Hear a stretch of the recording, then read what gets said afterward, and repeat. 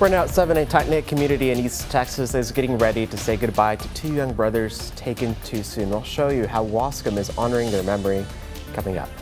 Plus, a shocking twist in a high-profile mass shooting trial. The jury won't be in court today in Corpus Christi for the Uvalde trial, but we'll share what's behind a sudden delay and what it could mean for the case as it moves forward. Plus, new details on a deadly Smith County nightclub shooting. The suspect admits firing at the victim. Who's involved in what authorities are now saying coming up. And we're watching dense fog and temperatures pretty close to record highs. We'll take a look at all the latest details coming up. So stay right there because Morning Y'all on CBS 19 Plus starts right now. Together, we're putting East Texas first. You're watching Morning Y'all on CBS 19 Plus. Well, a shocking twist in the Uvalde trial today. The jury won't be in court as expected, but lawyers and the judge will meet this afternoon after a key witness's testimony raised some questions, possibly affecting the entire case. We'll break down what it means, what happened, and what comes next. Good morning, y'all. I'm Jesus Martinez. Dana Dixon has the morning off. So glad you're with us here on CBS 19 Plus. Let's get checking that forecast now with meteorologist Joel Robinson. Joel, you've been tracking some fog all morning long. Where is it now and how much longer? Yeah, most of the fog is over Deep East Texas behind a warm front, but it's still going to be enough to warrant a weather impact alert this morning. That's going to go until 10 o'clock. Low visibilities down to a quarter mile or even less, down to feet, is going to be possible into this morning, and we're starting to kind of see that already. We'll take a look at those current visibilities in just a second, but certainly give yourself a little bit of extra time and use those low beams on your way out this morning. Those dense fog advisories running from Panola County down to Houston County and further to the southeast. And those visibilities definitely reflect that. Down to 0 for Center, less than a quarter for St. Augustine, down to 3/4 mile visibilities in Carthage. Now we'll continue to watch as this fog continues into the rest of this morning. You can see our Nacogdoches cam. This is supposed to be the stadium at SFA. You can barely see anything. You can just make out the Ford logo and a little bit of the trees. Just closer to the camera there, but still very, very foggy out there. Warmer south of the warm front, down to the up to the 50s at that point. Low 40s and upper 30s further north of that warm front. Up to 79 as that warm front lifts up. We'll see some record high temperatures for this afternoon. More will be possible in the coming days with some rain chances. We'll take a look at the full 7-day forecast coming up. Alrighty, Joel, thanks so much. Family, friends, and the entire Wascom community are preparing to say goodbye today to Isaac and Hector Pedraza. The 2 young brothers lost their lives in a tragic fire last week. Now, you may notice we're wearing our maroon here on Morning Y'all in support of that community. Several East Texas school districts are doing the same today as they head back to school. Ahead of today's funeral, the Wascom community held a prayer walk through the school, pausing in classrooms and hallways to pray for the boys' family, first responders, and school staff affected by this tragedy. Isaac's teacher says the pain is still very real, but seeing the love and support from the community has offered her some comfort. It's really a blessing to have everybody out. No question, it was hard. I mean, I'm not even his parent, but it was still difficult. He was a really sweet kid. A great artist, very active, very energetic, loved to be silly. I mean, just a kid that you could adore, which I did. The district is also providing additional counseling services to support students and staff during this difficult time. Funeral services for Hector and Isaac are scheduled at 1 this afternoon at the Wascom High School gym. Well, a stunning turn in the Adrian Gonzalez case has led to the jury being excused until the judge, prosecutor, and defense can find a solution. Gonzalez is facing 29 criminal charges related to his response on the Robb Elementary mass shooting. Emma Henderson is in the outside the Nueces County Courthouse when the conversation was unfolding. Good morning, Amanda. Yes, everybody seemed completely shocked by the developments in the 11th hour of the first day of witness testimony. As a result, we will not see the jury in court today here in Nueces County. This should have been the second day of witness testimony, but instead the key players are going to convene later this afternoon to figure out what exactly comes next. Now, this all centers around a discrepancy in a key witness's testimony about what she says she saw the day 21 people were killed at Red Robb Elementary. The defense team saying that certain details they believe were withheld from them by the prosecution. This could result in a Brady law violation, which is when the prosecution withholds information from the defense. We watched it all play out late Tuesday afternoon until finally, after a lengthy discussion without the jury present, Judge Sid Harrell ultimately excused the jury until tomorrow morning. Defense attorney Nico LaHood speaking with us. There's nothing that we've seen before in discovery that she has said this before. It affects trial preparation, and it's a critical issue in the case. Location is a critical issue in the case, and what they're alleging Adrian saw or didn't see. Now the judge, prosecution, and defense will meet in a few hours. Motions about this topic are expected to dominate the day. Any evidence that bolsters the government's witness or could contradict their credibility, I mean, is relevant for us. LaHood was asked if they will request a mistrial, but he did not give a direct answer. Everyone, when it comes to the judge and the prosecution and the defense, they're expected back here at the Nueces County Courthouse at 1:30 this afternoon. A lot to discuss. We expect this to be the main topic, if not the only topic. As for the families of the Uvalde victims, it's not clear just yet if they will be back today to see what happens. In Nueces County, I'm Amanda Henderson. Back to you. All right, Amanda, thank you. And once this trial does resume, we will be providing gavel-to-gavel coverage on CBS 19 Plus throughout the trial. Reporters from across Texas and a panel of legal experts will walk us through the evidence presented in this case. We'll also be offering analysis you won't find anywhere else. You can download CBS 19 Plus for free on your smart TV. Closer to home, newly obtained arrest documents for the man charged in a deadly Smith County nightclub shooting reveal he admitted to firing in the direction of the person killed. 23-year-old Aaron Gordon Johnson Jr. of Tyler faces serious charges, including deadly conduct, unlawful possession of a firearm by a felon, and tampering with evidence. He was hospitalized with gunshot wounds and arrested yesterday. Authorities say more charges could be added, and another man, Aaron Lamar Jackson, died in that December 29th shooting at the Valley Blues Club north of Tyler. In the arrest documents, Johnson said a West Side gang member punched him and started shooting.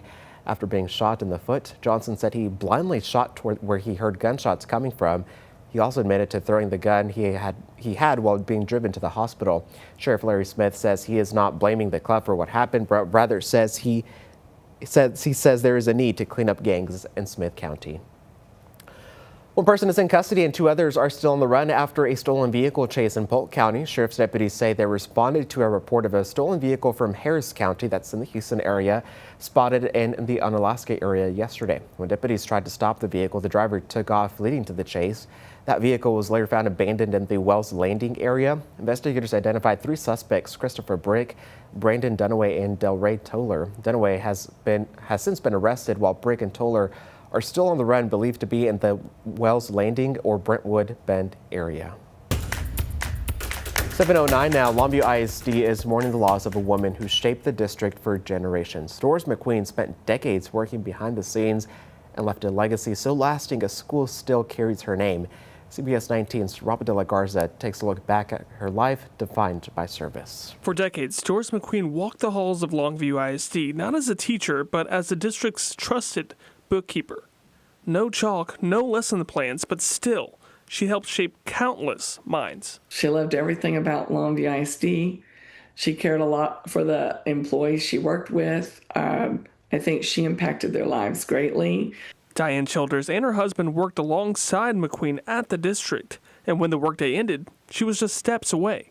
So I had a working relationship with her and also lived across the street from her. She spent more than 40 years in the business office, managing finances, watching every dollar, always with the district and its kids in mind. To me, Doris was the rock of Longview ISD for so many years. She was humble, she was honest, she was the epitome of integrity. For longtime friend Kay Ray, McQueen wasn't just a part of Longview ISD's history, but helped shape it. When I think of Doris, I do think of a person perhaps we should all aspire to be. In 1987, Longview ISD celebrated her legacy permanently by naming the Johnson McQueen Elementary in her honor. She was so proud and so excited, and her eyes would water. And even after retirement, McQueen kept serving, helping establish the Longview ISD Education Foundation, supporting teachers, classrooms, and students for decades to come.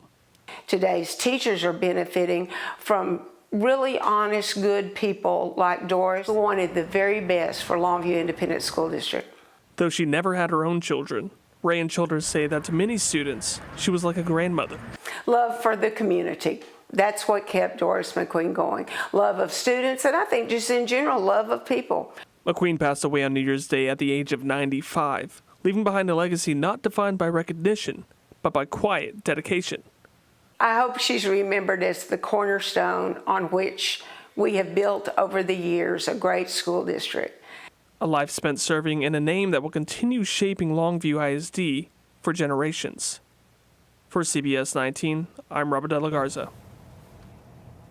All right, 7:12 now. Time now for your morning headlines. Nick Reiner, the son of the late Hollywood film director Rob Reiner, and his wife Michelle is scheduled to be arraigned in a Los Angeles courtroom later today.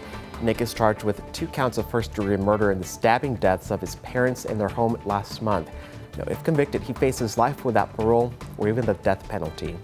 Days after the U.S. captured Nicolás Maduro and assumed control of Venezuela, the White House says it's setting its eyes now on Greenland. The Trump administration said Tuesday that officials are discussing a range of options for acquiring Greenland, including using the U.S. military to take it by force. Greenland is a Danish territory with its own government. European leaders slammed the idea over a takeover, saying Greenland belongs to its people. And make sure to change your change here soon. A new U.S. coin marking the nation's 250th birthday is now in circulation, one of those being the Mayflower Compact Quarter. This is the first of 5 new quarter designs that will be released this year. Those coins will mark the Revolutionary War, the Declaration of Independence, and the Constitution, as well as the Gettysburg Address. The U.S. Mint will also be releasing other collectible, non-circulating coins to celebrate America's 250th birthday. And today, Dunkin' is dropping a new protein milk alongside a host of refreshers and lattes that feature the new product. The launch also includes a drink collaboration with Grammy Award-winning rapper Megan Thee Stallion. Megan's Mango Protein Refresher is available for a limited time now nationwide. And the milk, by the way, can also be added to any other drink on the menu. All right, well, today is the first hump day of the year. It's a perfect time to pause and reflect on what we've done this year so far. We're only 7 days in, but we've done a lot. We've done a lot this week, too. So we want to know, once you get back to work and everything, what's your midweek motivation right now? We're talking about something to refocus, some inspiration, something to get us through the week. What's yours? I would say right now, I mean, honestly, this can go for any kind of week, but just having plans for the weekend. That's always That's something. a big one. Like, I'll be meeting my fiance actually, technically not this weekend. Her weekends are on Mondays and Tuesdays. So next Monday we'll be meeting in Sulphur Springs. There we that'll go. be nice. It'll be nice to get away. The weekends are always fun to look forward to. I think mine, right now, definitely the Friday naps. Yeah, that's Friday true. naps That are is very great. true. I try not to take yeah. a nap on the weekdays because then I'll just sleep late and I'll have a good night's sleep. Right. Fridays is when I can take a nap. So I think that's what's getting me through the week is I can have a nice long rest. That's huge. On a weekend. Yes. Or heading into the weekend as well. Especially with the rain coming in. Yeah. It's going to be so much better. But right now, we have all this fog out of Nacogdoches. Camera's not broken. That's fog. No, that is all fog out there, and we're going to continue to track that through the rest of this morning. Luckily, it's only going to be focusing across Deep East Texas, so unfortunate for the Deep East Texas folks, but I-20 is not going to be affected by that this morning at all. So we continue to expect normal conditions to Dallas and over to Shreveport, but as you're heading southbound towards Lufkin, give yourself maybe about 5 or 10 minutes extra. Got some very low visibilities across Deep East Texas, but if you're heading north on Denison, should not be a problem. We got 2.5 hours in that direction.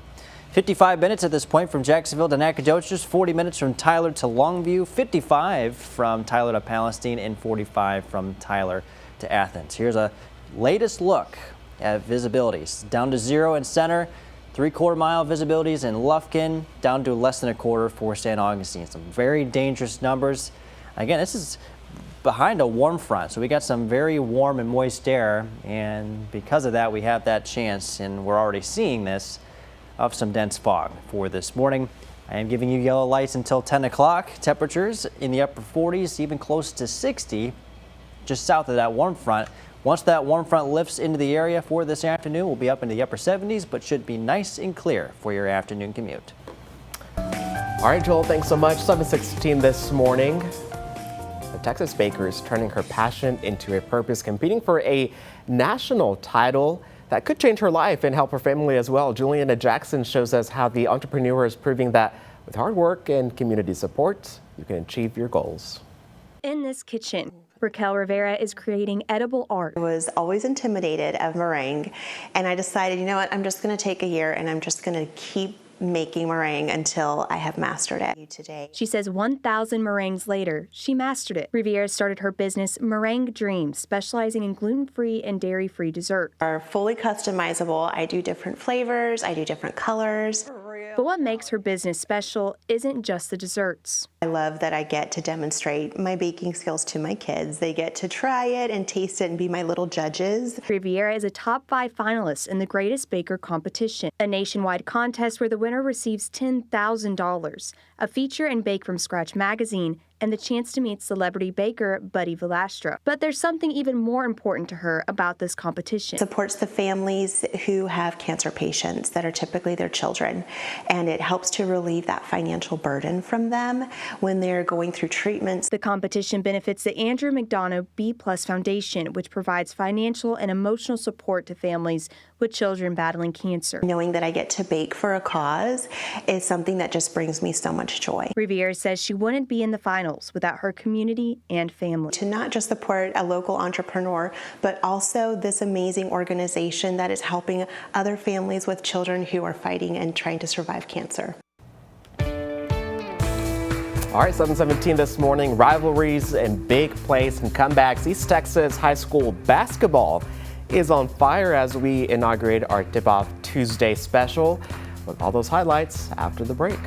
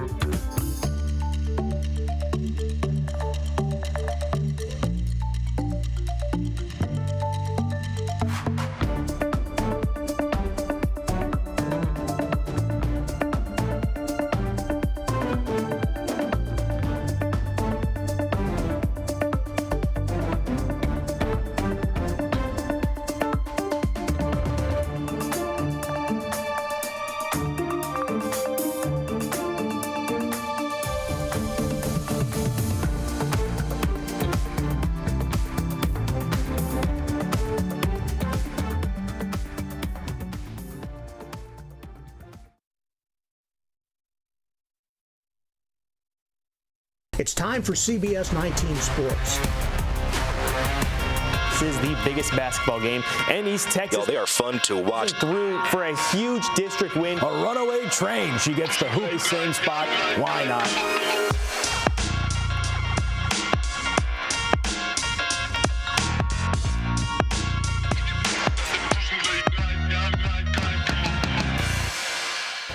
Morning, y'all. Dan Millay and Jimmy Searfoss with your sports here. Appreciate y'all joining us for the highlights from our first rendition of CBS 19 Tip-Off Tuesday, where we're going to spend the entire winter focusing on all the great high school basketball going down across East Texas. That is right, Dan. We're getting started off with a big-time 6A matchup between two of the best teams in our region. Tyler Legacy looking for some revenge over Longview. They played almost exactly a month ago, and Tyler Legacy is looking to come back and win this one, unlike last one, and it started off here from deep. This one going in for 3, and how about the same man with the plan in the paint?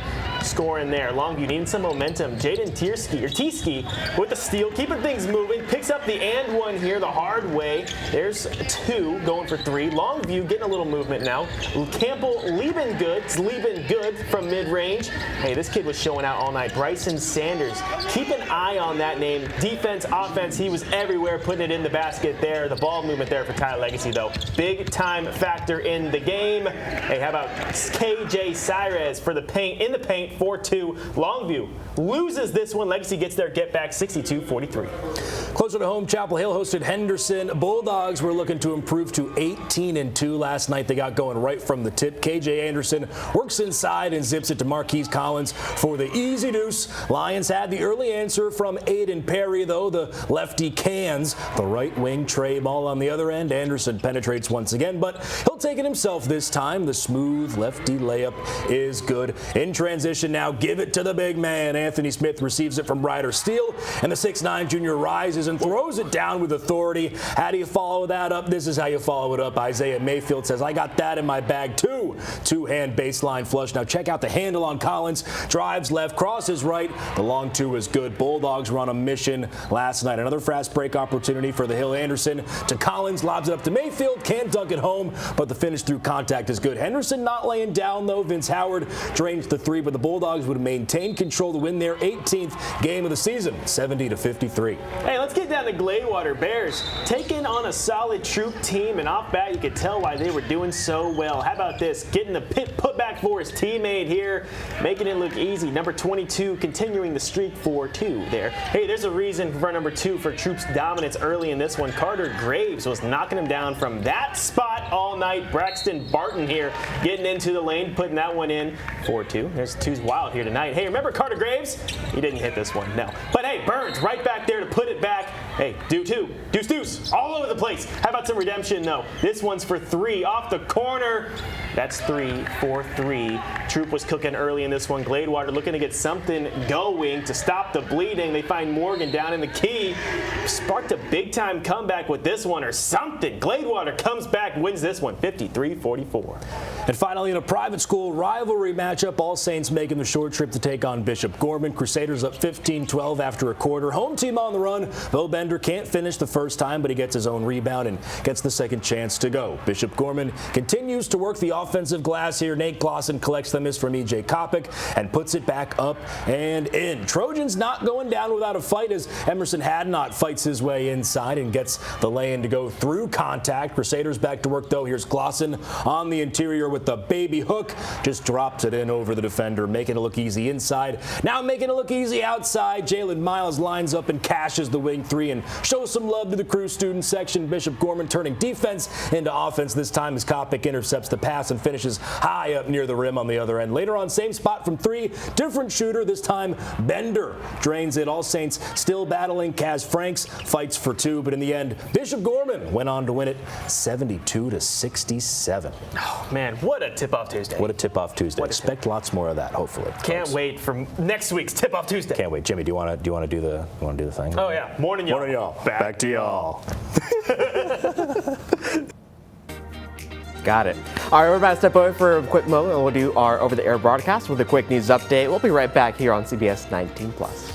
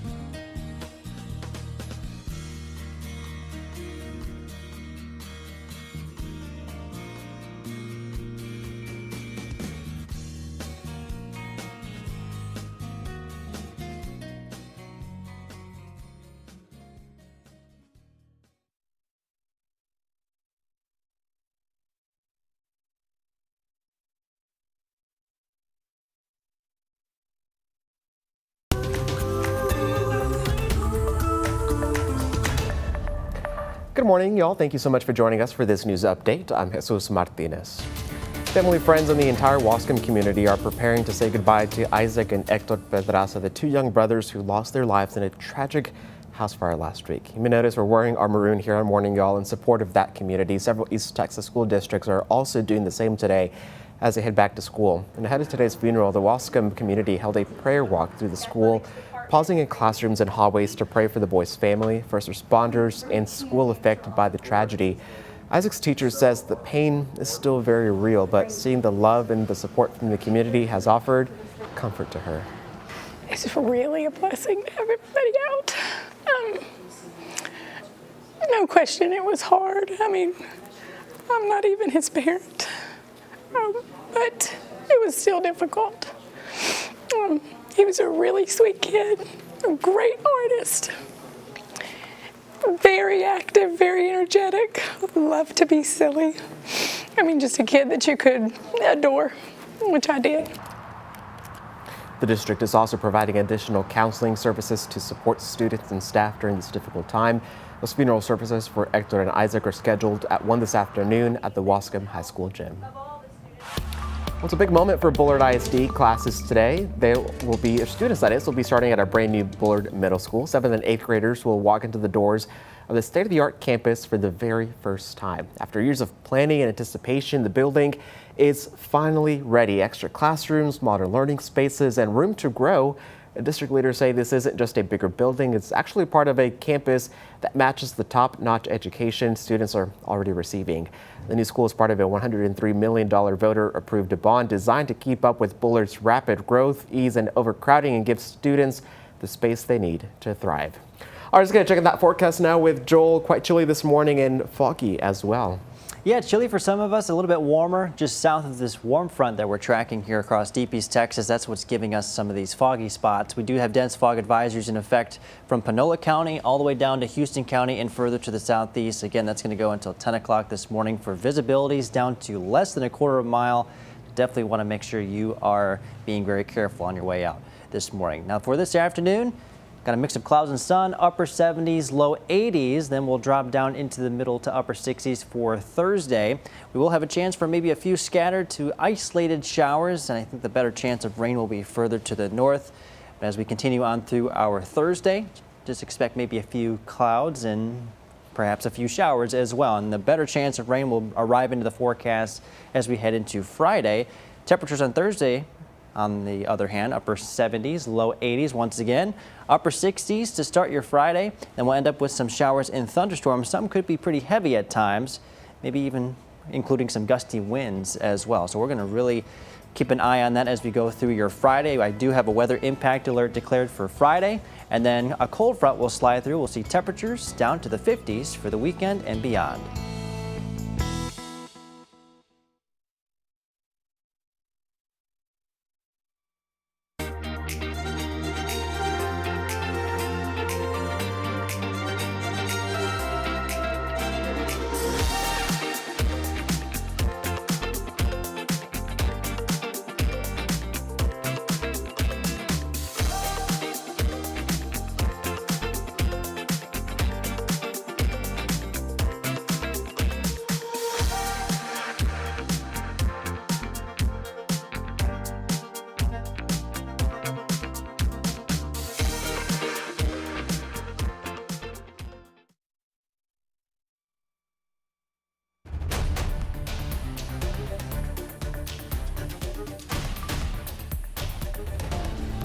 .30 this morning. Welcome back to Morning Y'all here on CBS 19 Plus. This is what's coming up in our second half hour.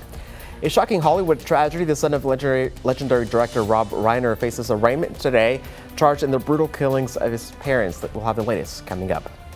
A new legal action in the death of a Texas A&M student. A lawsuit claims she and other minors were overserved alcohol at a tailgate. We'll have those details in the investigation in a few moments. And yesterday we broke our record high of 78 with a high of 79 reported in Tyler. Could we do it again today? And I'll let you know in your forecast coming up later this half hour. Together, we're putting East Texas first. You're watching Morning Y'all on CBS 19 Plus. Good morning, y'all. I'm Jesus Martinez. Dana Dixon has the morning off. We're so glad you're with us this morning. Well, major development in the trial of a former Uvalde CISD police officer could jeopardize this case. A judge halted proceedings just hours after they started following emotional testimony yesterday. Rebecca Lopez has been reporting from inside the courtroom in Corpus Christi and breaks down what happens next.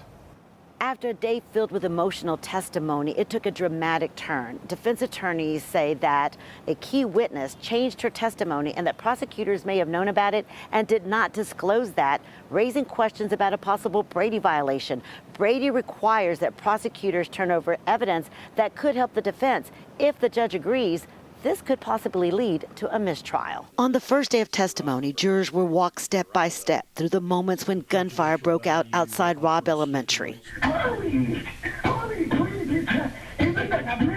Jurors heard that emotional 911 call from a pastor who told the court he watched the gunman crash near the funeral home, then began shooting outside the school as he walked towards the campus. But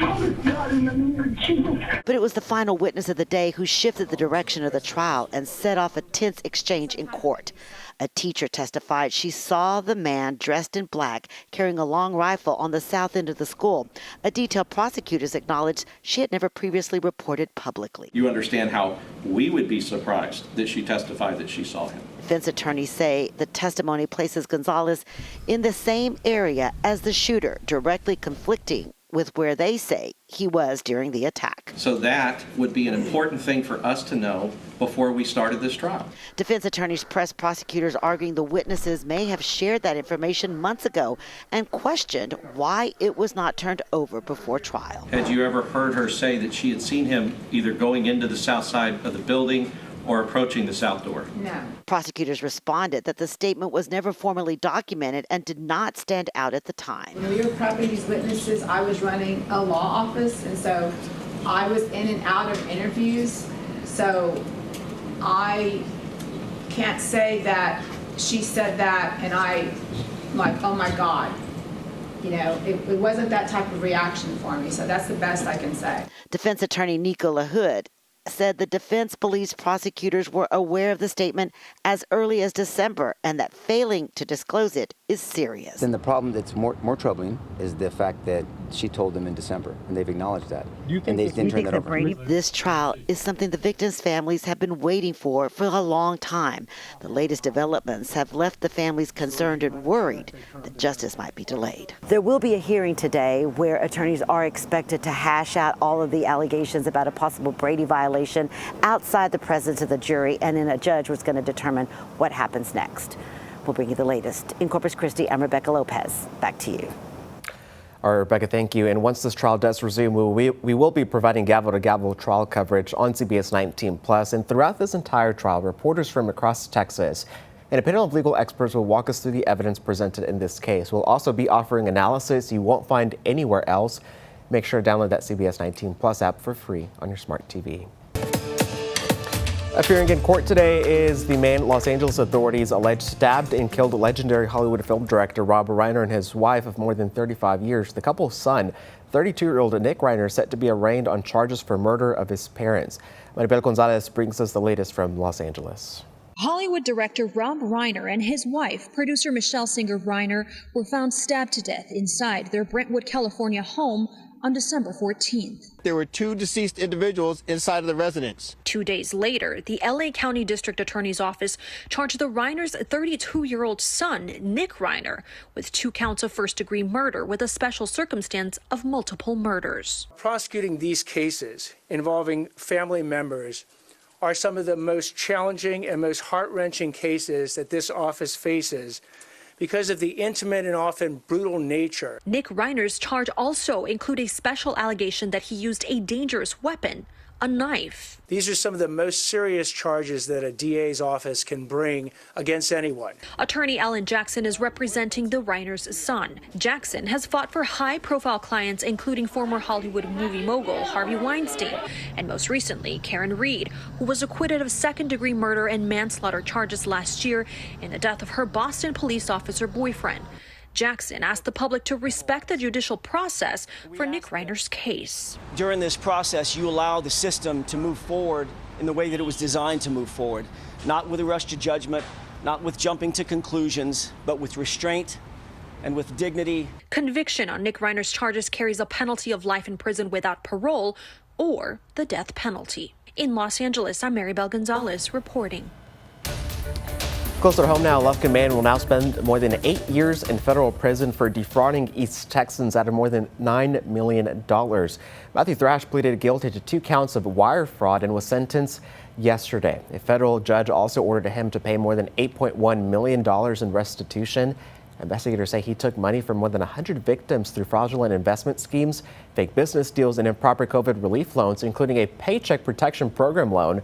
Prosecutors say he used the money to gamble, cover personal expenses, and repay earlier victims to avoid detection.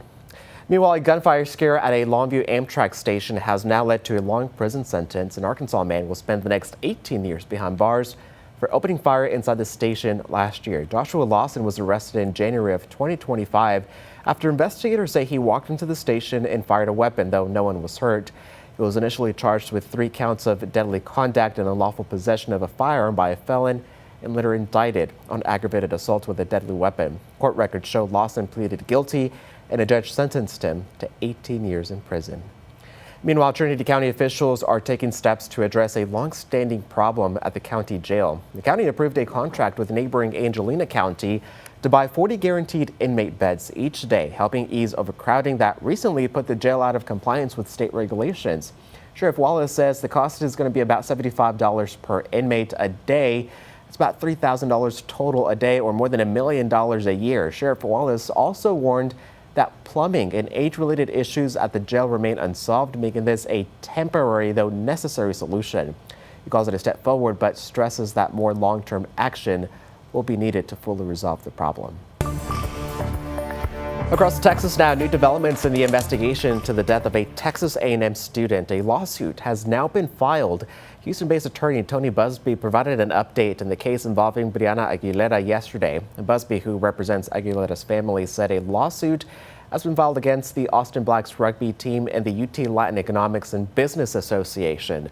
Now, the suit alleges that Aguilera, who was a minor, was overserved alcohol during the tailgate.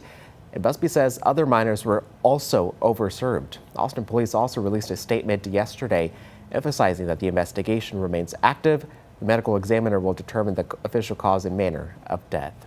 Meanwhile, a Texas teachers union is suing the state education agency over investigations into social media posts about the assassination of conservative activist Charlie Kirk. That union now claims one way the TEA has handled those complaints is violating legally protected speech.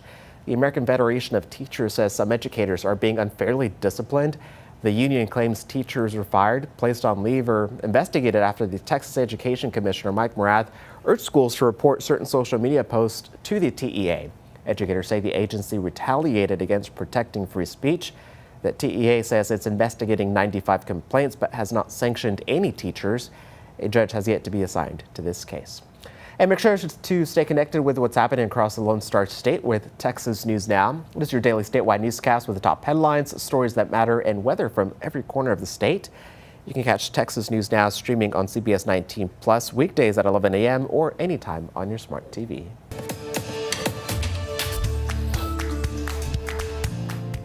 But this morning we're going to say the Pledge of Allegiance to that flag, and we are obviously on the White House grounds. You see this? Visitor. Let me show you this. West Wing appointment. VIP East Texas country music singer Neil McCoy is in the nation's capital this morning, where he's set to lead in just a couple of moments the Pledge of Allegiance at the White House. It's all part of a milestone moment marking 10 years of Neil McCoy reciting the Pledge of Allegiance every single day. He even revealed last night that President Trump could join him as he does the pledge live on Facebook. McCoy said he started the tradition because he was tired of the constant political fighting on TV. And by the way, you can watch him do that Pledge of Allegiance as he has every single morning on his Facebook page. All right, check this out. The Consumer Electronics Show kicked off its first full day in Las Vegas yesterday, showcasing everything from AI to, yes, even flying cars, that's a thing now, to retro games. Personal electric aircraft and 5-seat air taxis promise to take flight in the coming years, while Waymo's autonomous vehicles expand ride-hailing to 20 cities with a collision rate far lower than humans. AI was everywhere, of course, from smart glasses that see and hear like you do, and chess-playing robots and miniature arcade games. Are we even gonna cool. have a job? I hope so. I definitely hope so. They're gonna have all the hobbies we do now. Yeah, for sure. Robots Oh my gosh. taking over the world. Even I'm not sure. the arcade games, I'm curious Right? about those. Flying cars, I'd try it. I'd try it. Will we all have to get like pilot's licenses? At this point, probably. How is flying a car going to work with stop signs and everything? We're going to have floating stop signs now? Yeah, that's a great question. That's the one question. thing I always wonder with these flying cars is how is that going to work up in the air? Very true. We'll see. That's a lot more traffic. 18-wheelers, stay lower in the sky, please. Yes. If they're flying. Right. All right, if you love Chick-fil-A, who doesn't? Listen up. The fast food chain is kicking off a year-long celebration for its 80th anniversary. How about that with a new menu items, collectibles, and yes, even giveaways. Their new campaign launched on Monday with frosted sodas and floats added to the permanent menu, retro packaging for the original chicken sandwich as well, and collectible cups, including 3,000 gold fan cups that could win customers a year of free Chick-fil-A. Fans can also pick up specialty plush cows and other merchandise with more menu updates and classic events like the Cow Appreciation Day planned later this year. I'd try that frosted soda. You have, or you? I want to. I have to try I've it tried too. the frosted Dr. Pepper, the Dr. Pepper shake. That one's pretty good, so I'm intrigued to see how this one tastes. Oh yeah. But that retro packaging, yeah, I like it. I love how like some of the retro stuff is coming back. I was Even, going to mention that. Like even Burger King's logo is like starting to become a little bit more. There's been a lot retro of retro coming back. It's probably a tactic too to bring older generations back into the I can see newness that. of all of things. So I could see it. we'll see for how sure. it works. Those 3,000 cups though, I'm going to win one of them. It's like the golden ticket from Willy Wonka. There you go. Win free Chick-fil-A. You got this, man. All this. Hey, check this out. A Michigan bakery is paying homage to the Detroit Lions in the sweetest way possible. It created a gigantic cake that reimagines the Lions' iconic celebration after beating the Tampa Bay Buccaneers. Home Bakery says it took a team of 25 people more than 400 hours to make this cake.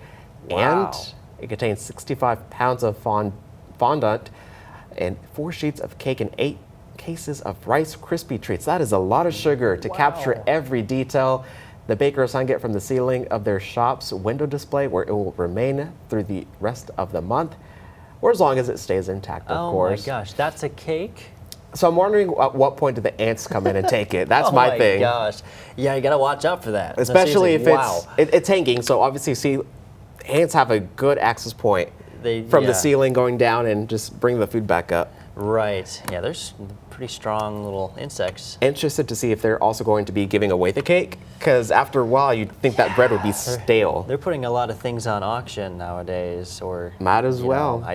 They're selling a lot of things. I'd be curious what the price tag would be on that. Wrap it up and take a piece home. Seriously. At this point. Sounds good to me. All right, foggy this morning. Yeah. We were watching that Nacogdoches camera. It's just been getting foggier and foggier all morning long. Yes, yeah, definitely gonna need a little bit of extra time. Yeah, definitely, yeah. It's not a blue sky. Nacogdoches, where are you? You need a foghorn. Nacogdoches is lost. There's your foghorn for you. Yeah, it is seriously some dangerous numbers out there. It's dangerously low visibilities. Dense fog advisories are in effect until 10 o'clock this morning for those low visibilities. And so definitely want to leave with a little bit of extra time and make sure to use those low beams as you head out the door this morning. And if you are in any of those densely foggy areas, certainly make sure you are being very careful and drive nice and slow on your way out. So again, those dense fog advisories go from Panola County all the way down to Houston County and go further to the southeast. That again will go until 10 o'clock this morning, and it's basically oriented along a warm front. So we got some warm moist air behind that warm front further to the south, and that's making for some foggy conditions out there. Center down to 0 miles of visibility, 3 miles of visibility in Nacogdoches. I think it's probably lower in some spots, especially given the camera picture that we were just watching earlier. Half-mile visibilities for Lufkin and half-mile visibilities for Groveton this morning. Now we're going to be watching again as that warm front continues to move to the north, and there's Nacogdoches once again. Hope you guys are doing okay down there for sure. Temperatures across deep East Texas behind that front in the 50s, near 60s, and then you go north of the front, you're in the upper 30s to low 40s. And again, we're going to watch as that warm front continues to move to the north, and we'll see some warmer temperatures for this afternoon. Potentially near record highs once again. We broke a record yesterday.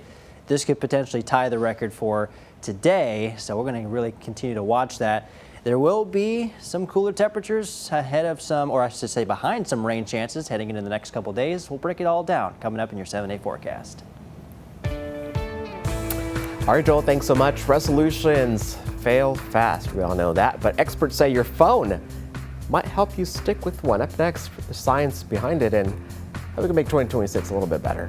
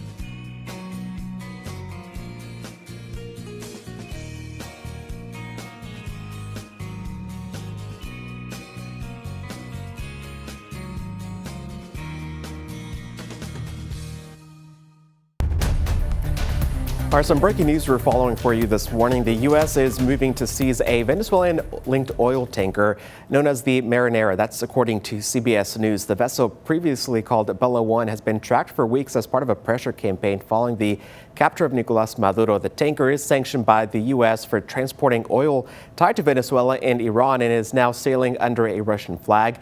U.S. officials say Russia deployed a naval escort, but the U.S. hopes to seize the ship rather than to sink it. Of course, we'll be following this up on the noon show. Well, New Year's resolutions have been around for 4,000 years. Can you believe that? It's been a while, according to a Clemson professor, that is, and he says new technology could actually help you stick to those goals.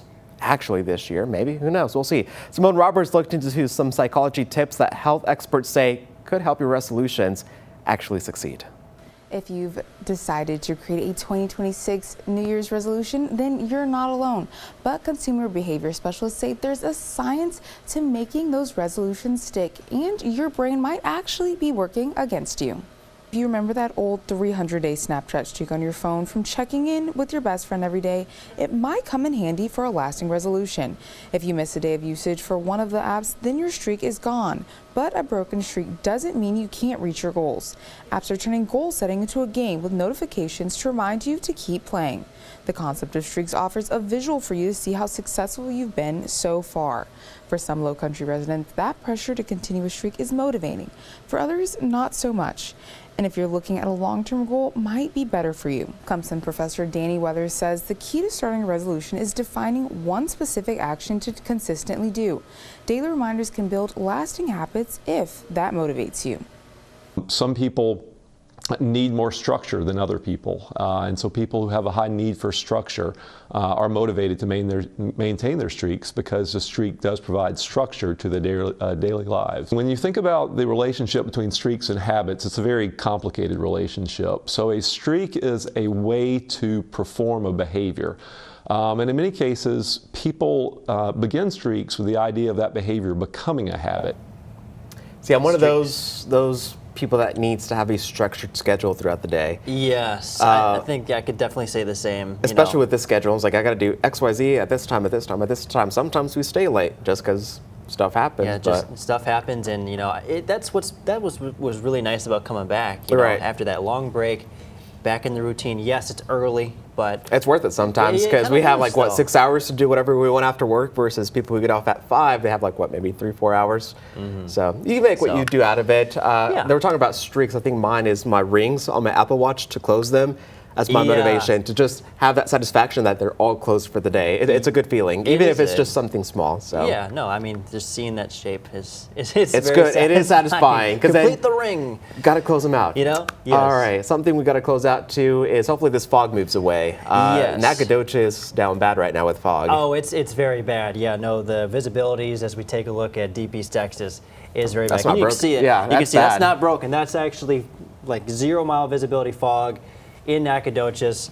Certainly got to be careful out there. We're tracking all those visibilities, those low visibilities, all the way through the rest of this morning, at least until 10 o'clock. That is when the dense fog advisories will be expiring. Hopefully we can get a little bit more sun to burn off some of the fog out there. But as you can see with our current visibilities, again, we're down to 0 in center.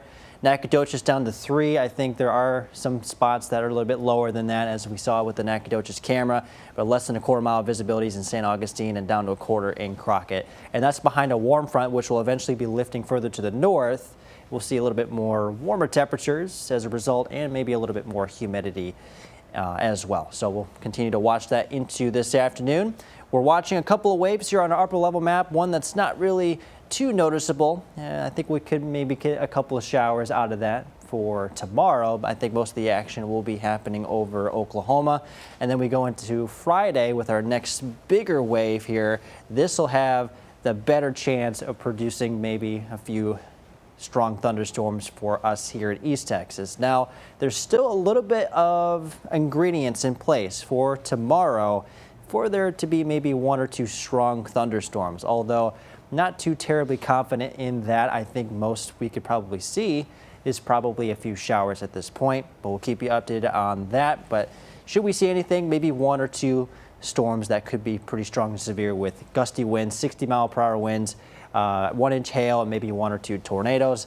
The better chance, I think, will be on Friday, and even that's only running at about a 1 out of 5 risk with the better chance off to the east. So we'll continue to keep an eye on that. But this is what future Skycast looks like into this afternoon. Upper 70s, low 80s. A few scattered showers for your day on Thursday. Most of the action off to the north, closer to that wave. And then we'll have a chance to see a few strong thunderstorms into Friday and into Friday evening as well. Now we should be all clear for the weekend and a little bit cooler as well. Weather impact alert in place for Friday. We'll keep you updated over the next few hours. All right, Joel, thanks so much.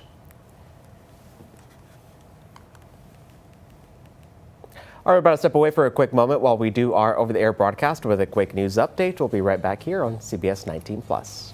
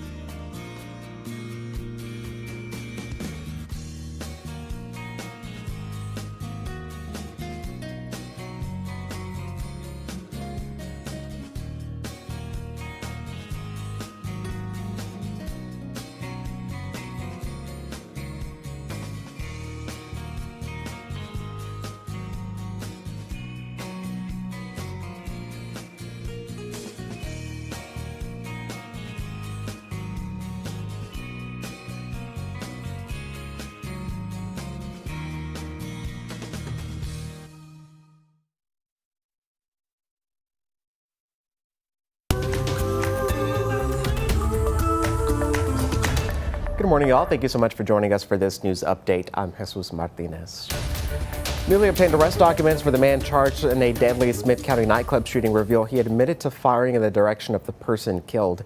23-year-old Aaron Gordon Johnson Jr. of Tyler faces serious charges, including deadly conduct, unlawful possession of a firearm by a felon, and tampering with evidence. He was hospitalized with gunshot wounds and arrested yesterday.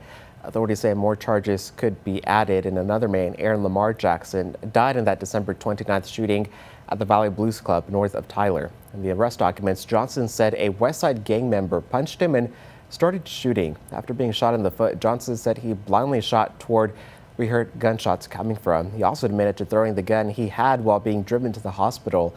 Sheriff Larry Smith says he's not blaming the club for what happened, but rather says there's a need to clean up gangs in Smith County. Or if you're looking for a place to get your steps in for those New Year's resolutions, a new trail is now open in Tyler, giving residents a fresh way to walk, bike, and get around safely. City leaders celebrated the opening of the second extension of the Legacy Trail, a project years in the making. The new section is part of the original Legacy Trail, which stretches from Fresh by Brookshire's grocery store, that is, in Gresham. City officials say the project took nearly 2 years to complete and cost about $2.7 million, and it's funded through a mix of a half-cent sales tax and a TxDOT grant. Yeah, it's been a very long project. We've been working on it for almost 2 years. I'm excited to see the community out here and all the support that we've gathered, and just excited that everybody is excited to use it. Well, that trail runs about 1.7 miles from Winters Park to Pete Elementary, offering a safe and accessible route for families, students, and walkers as well. City leaders say it also marks the future home of Stewart Park, the first new park added to Tyler's system in decades, with construction on that expected later in the spring. Hopefully we can enjoy some better weather for some park time compared to all this fog right now, Joel. Yeah, certainly. I think we'll have a little bit of a better chance to see some better weather for this afternoon. But for the time being, dense fog advisories continue from Panola County all the way down into Houston County until 10 o'clock this morning. And that's going to also include areas further to the south and east as well for visibilities down to feet at times. So certainly want to be careful as you're heading out this morning. Now we will have a little bit of a mix of clouds and sun into this afternoon, but temperatures will be still very warm in the upper 70s. We'll have a couple of showers as we move into Thursday, but the better chance of more widespread, even more intense rain will come into the forecast for Friday, with a couple of storms maybe being a little bit on the stronger side, with 60-mile-per-hour wind gusts, maybe 1-inch hail, and maybe 1 or 2 tornadoes. But it is a very low-end chance. Not everybody will see it. Just a couple of storms out of the entirety of East Texas could reach those severe limits. Otherwise, just expect some run-of-the-mill thunderstorms. Now, behind that next system, we do have some cooler temperatures on the way into this weekend and into next week.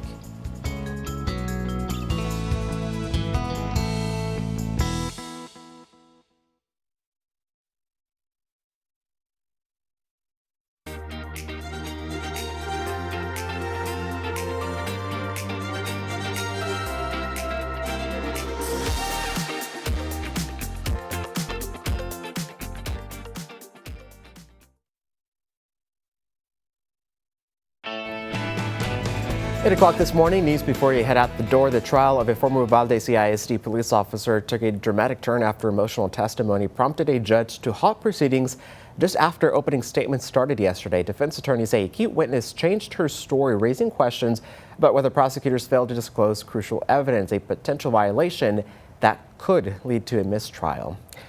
Meanwhile, newly obtained arrest documents show Aaron Gordon Johnson Jr. admitted firing toward the victim in a deadly Smith County nightclub shooting. Johnson, 23, faces multiple charges, including deadly conduct and unlawful possession of a firearm.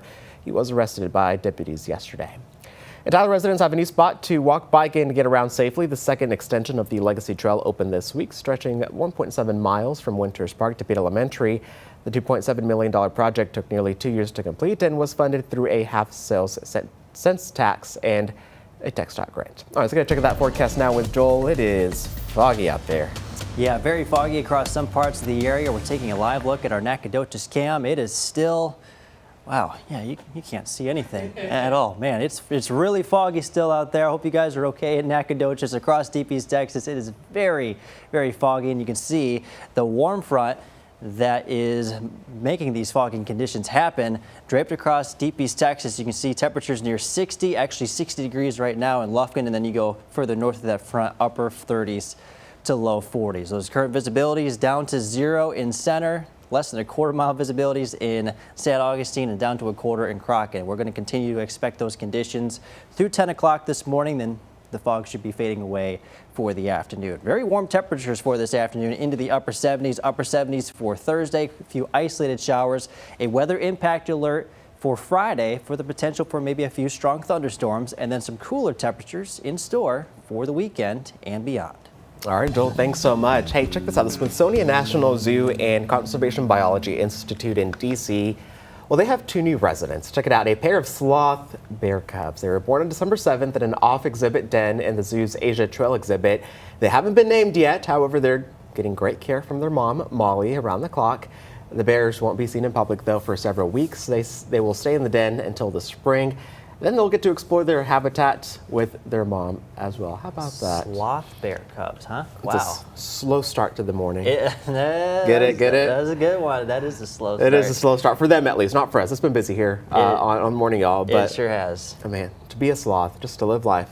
Mm-hmm. I love the sloth from Zootopia, by the way. So slow. That's all you hear. Exactly. Exactly. I still have to watch the second movie, but that's for another day. All right. Yeah. Well, thank you so much for continuing your day with us here at Morning Y'all on CBS 19 Plus. Catch the noon show coming up later today, and keep it here for the latest news and weather throughout the day. Have a great morning. We'll see you back here dark and early tomorrow morning.